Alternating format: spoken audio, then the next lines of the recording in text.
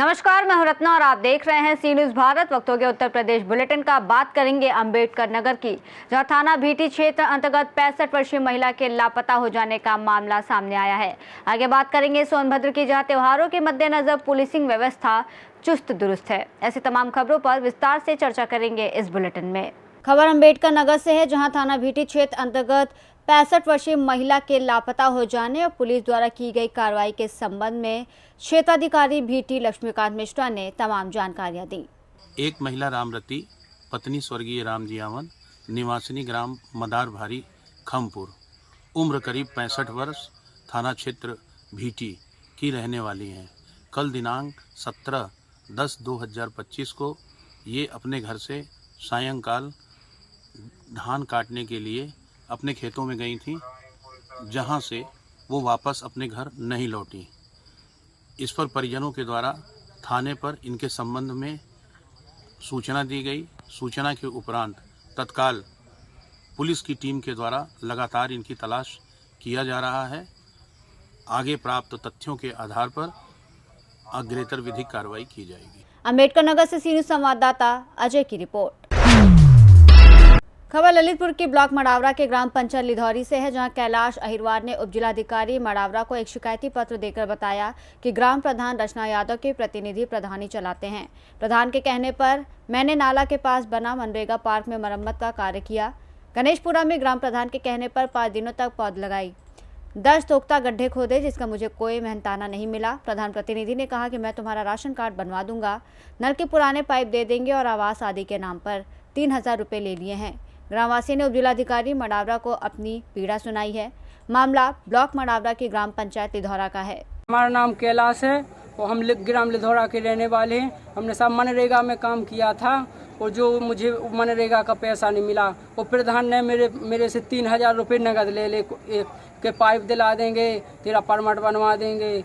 और है सो हमने पैसे मांगे तो बोलने लगे कि काम की मनरेगा की हम डिमांड लगा देंगे, वो जो नगद पैसा है वो हमसे ले जाओ। यहाँ पर ठाणे हम गाँव में नहर की पुलियानो साहब, हम नहर की पुलियानो आए तो बोलने लगे कि ब्लॉक में खड़े, यहाँ पर आ जाओ ब्लॉक में।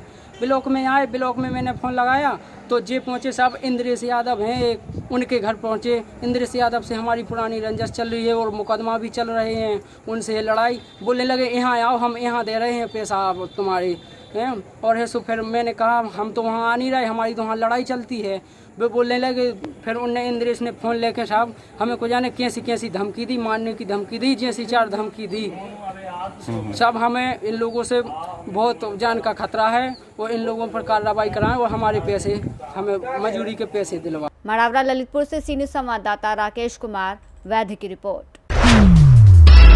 सिसवा ब्लॉक के आरसी सेंट्रल एकेडमी में शनिवार को दीपावली पर्व बड़े ही हर्षोल्लास के साथ मनाया गया। विद्यालय परिसर दीपों और रंगोलियों से जगमगा उठा। बच्चों ने अध्यापिकाओं के मार्गदर्शन में एक से बढ़कर एक आकर्षक रंगोलियां बनाई, जिनमें उनकी रचनात्मकता और कला कौशल झलक उठी। कार्यक्रम के दौरान विद्यार्थियों ने पारंपरिक परिधानों में दीप जलाकर दीपोत्सव का उत्सव मनाया। विद्यालय में दीपों की पंक्तियों से सजे आंगन का दृश्य देखते ही बनता था। बच्चों ने अंधकार से प्रकाश की ओर बढ़ने का संदेश देते हुए पर्यावरण के अनुकूल तरीके से त्योहार मनाने की अपील की। विद्यालय प्रबंधन ने बच्चों के उत्साह और सृजनशीलता की सराहना करते हुए उन्हें उज्जवल भविष्य की शुभकामनाएं दी। इस दौरान विद्यालय के अध्यापक आचार्य राजा राम शास्त्री, लक्ष्मण यादव, रूपेश कुशवाहा, विजय लक्ष्मी शर्मा, संजू यादव, रितु गुप्ता, सपना सिंह सहित सभी विद्यार्थी मौजूद रहे। महाराजगंज से सी न्यूज संवाददाता अरुणेश कुमार गुप्ता की रिपोर्ट। नोएडा में पश्चिम बंगाल की संस्था TJAPS कृषि शिल्प केंद्र ने प्रेस वार्ता की। प्रेस वार्ता में संस्था के महासचिव सोमैन कोले ने किसानों और मजदूरों के लिए बड़ा ऐलान किया है। संस्था के कर्मचारी भारत सरकार की योजनाओं को गांव-गांव तक पहुंचाने का प्रयास करेगा। संस्था किसानों और आदिवासियों पिछड़े समाज के लिए काम करेगी। किसानों को अच्छी उन्नति और तकनीकी से फसल उगाने की ट्रेनिंग दी जाएगी। संगठन कृषि, मत्स्य पालन और सौर ऊर्जा, प्राकृतिक खेती, नैनो बबल के माध्यम से काम करता है। संस्था के कर्मचारियों के लिए लंबे समय का इंतजार अब खत्म हुआ। वेतन में कोई समस्या नहीं आएगी। 29 अक्टूबर से पश्चिम बंगाल, उड़ीसा, बिहार, असम, झारखंड और उत्तर प्रदेश में किसानों के लिए कार्य शुरू होगा। इस मौके पर संस्था के महासचिव सोमैन कोले, उपाध्यक्ष मृदुल तारावदर और खलील मोहम्मद शेखर राय, विप्लव राय मौजूद रहे। नोएडा के सेक्टर 22 में प्रेस वार्ता हुई। जय श्री शंभू। नमस्कार, मैं सोमेन कोले हूँ, सचिव तफसील जाति आदिवासी प्राक्तन सैनिक कृषि विकास शिल्प केंद्र। हमारा ऑर्गेनाइजेशन पश्चिम बंगाल के साथ साथ बिहार, उड़ीसा, झारखंड एंड आसाम में काम करते हैं। Agriculture, fisheries, lac cultivation, solar, नैनोबोर्ड टेक्नोलॉजी के ऊपर हमारा काम हो रहा है हमारा ऑर्गेनाइजेशन का। और रिसेंटली इधर वाला जो बाकी स्टेट है जैसे कि उड़ीसा, छत्तीसगढ़ में हमारा ऑर्गेनाइजेशन ऑलरेडी काम शुरू कर दिया है, इसको भी आगे ले जाएंगे। और आज जो मेन मुद्दा है कि हमारा ऑर्गेनाइजेशन का मिनिस्ट्री ऑफ आयुष का जो काम हमारा ऑर्गेनाइजेशन को मिल चुका है वो 29 अक्टूबर से शुरू होगा। इसके विषय में आज स्पेशली हमारा प्रेस कॉन्फ्रेंस है। और जो पैसा मिलने वाला था, जो रोक लग गया था, वो 29 अक्टूबर काम शुरू होने के बाद भी वो लागू हो जाएगा। और सेंट्रल गवर्नमेंट की जो टीम है वो भी रिसेंटली विजिट करेगा, अगला महीने में, नवंबर महीने में विजिट कर देगा। और ऑर्गेनाइजेशन की ओर से जो एक लेटर बाकी रह गया है वो भी सबको नवंबर महीने से मिलना शुरू हो जाएगा। ठीक है, गवर्नमेंट का जो योजना है आप लोग सब जानती हैं, योजना गवर्नमेंट का पास होता है लेकिन लागू होता है ऑर्गेनाइजेशन का माध्यम से लागू होता है। चाहे हमारा TJPS के बेस के हो, चाहे दूसरा हो, उसका माध्यम से लागू हो पाएगा। तो हमारा मेन मोटिव जो है पिछले बार को ही आगे ले जाना है। जो योजनाएं सरकार का है वो हमारा ऑर्गेनाइजेशन के माध्यम से लागू होगा, यही हमारा काम है। तो अभी कौन कौन से राज्य के लोग लाभ ले सकते हैं? आपकी टीम कहाँ कहाँ सक्रिय है? अभी ज़्यादातर सक्रिय है उधर में ही, जो मैंने पहले बोले थे, पश्चिम बंगाल का साथ साथ बिहार, उड़ीसा, झारखंड एंड आसाम। लेकिन हाल ही में हमारा यूपी में पूरा टीम बन चुका है, छत्तीसगढ़ में बन चुका है, महाराष्ट्र में बन चुका है। इस तरीके से हम उत्तराखंड में शुरू करने जा रहा हूँ। किसानों को लेकर भी आपकी कोई योजना है? हाँ, किसान के लेकर तो फुल्ली है, क्योंकि हमारा ऑर्गेनाइजेशन का मूल जो काम है वो एग्रीकल्चर सेक्टर में ही है, एग्रीकल्चर का ही है, वो तो है ही है। जो आप उन्हें कुछ उपलब्ध कराएंगे, यंत्र वगैरह, ट्रैक्टर वगैरह भी ऐसी चीजें, या उन्हें कोई खाद वगैरह, उनको कोई जानकारी देंगे तो उसकी का कोई फीस होगी? नहीं, उसको कोई फीस नहीं होता है, उसको सिर्फ जानकारी देना है, उसको ट्रेनिंग करवाना है। वो गवर्नमेंट का योजना है, सिर्फ उसको हमारा ऑर्गेनाइजेशन का माध्यम से उसको लागू करना ही हमारा ऑर्गेनाइजेशन का काम है। नोएडा से सी न्यूज संवाददाता लखन यादव की रिपोर्ट। सोनभद्र जिले में त्योहारों के मद्देनजर पुलिसिंग व्यवस्था चुस्त दुरुस्त है। एसपी अभिषेक वर्मा द्वारा चप्पे चप्पे पर सादी वर्दी से लेकर हथियारबंद नौजवानों की ड्यूटी लगाई है। आज धनतेरस पर लोग खरीदारी में जुटे हैं और माहौल पूरी तरह त्योहारमय है। धनतेरस और दीपावली को देखते हुए पुलिस ने सुरक्षा के पुख्ता इंतजाम किए हैं।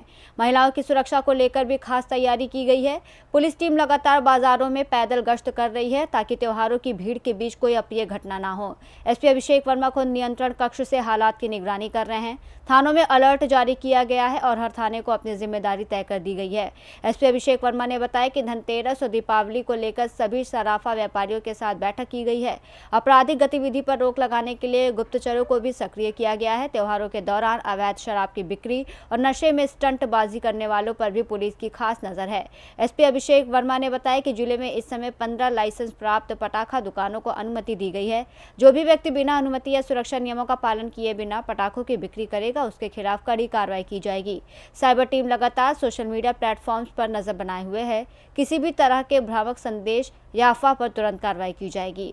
बात करें अगर दिवाली को लेकर के, तो एहतियातन कैसी सावधानी बरती जा रही है? क्या तैयारी है सुरक्षा को लेकर? दिवाली को लेकर के खास तौर पे दिवाली के पहले आने वाले पर्व धनतेरस को मद्देनजर रखते हुए हमारी पुलिस द्वारा प्रभावी जो योजना उसको बनाया गया है। इसमें सभी सराफा व्यापारियों के साथ बैठक और उनकी दुकानों की सुरक्षा प्रोवाइड करने के लिए स्थानीय पुलिस द्वारा कोऑर्डिनेशन किया जा रहा है। साथ ही साथ अवैध पटाखों की बिक्री और ऐसे में जो कुछ लोग शराब पी करके स्टंटबाजी और हुल्लड़बाजी करते हैं उनके ऊपर भी नियंत्रण किया जाएगा। इस संबंध में सभी क्षेत्राधिकारी और सभी थाना प्रभारियों को निर्देशित किया गया। पटाखों की दुकान पर सुरक्षा मानकों का क्या क्राइटेरिया तय किया गया है, कैसे देखा जाता है? जिसके जिले में लगभग 15 के आसपास लाइसेंसी विक्रेता हैं जिनके यहाँ से पटाखों की खरीद होती है। उसके उपरांत यदि और कोई अन्य ऐसे व्यक्ति आते हैं जिनके पास लाइसेंसी नहीं है, उनके खिलाफ कार्रवाई की जा रही है। और CFO को भी निर्देशित किया गया है कि जहां जहां भी पटाखे बाजार लग रहे हैं, जहां पटाखों की दुकानें लग रही है, वहां पे विशेष तौर पे ये देखा जाए कि उनके पास आग से बचने के जो उपकरण हैं जैसे फायर एक्सटिंग्विशर या बालू, पानी, इसकी पर्याप्त व्यवस्था वहाँ पे की गई है कि नहीं। सोनभद्र से सी न्यूज संवाददाता कुमधत चौधरी की रिपोर्ट। फिलहाल इस बुलेटिन में बस इतना ही। देश और दुनिया की तमाम बड़ी खबरों के लिए देखते रहिए सी न्यूज भारत।